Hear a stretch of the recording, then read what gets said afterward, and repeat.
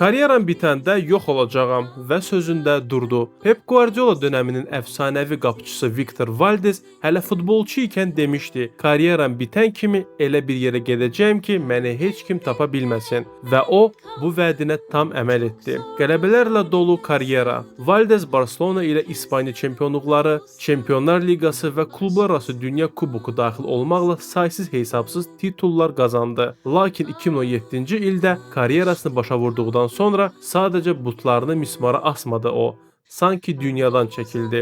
2018-ci ildə gənclər komandasına məşqçilik edərək bu sahədə də özünü sınadı. Amma cəmi 3 ildən sonra heç bir bəyanat, vida sözü olmadan yenidən qeybə çəkildi. O mesajlara cavab vermir, WhatsApp-ını silib. Hətta onunla çalışan futbolçular belə indi Valdesin harada yaşadığını, nə işlə məşğul olduğunu bilmirlər. Victor Valdes heç vaxt şöhrətə can atmayıb, az müsahibə verib, diqqəti sevməyib. Bugün o öz qərarına sadiq qalan, səssizliyi həyat tərzinə çevirən bir insan kimi qalır.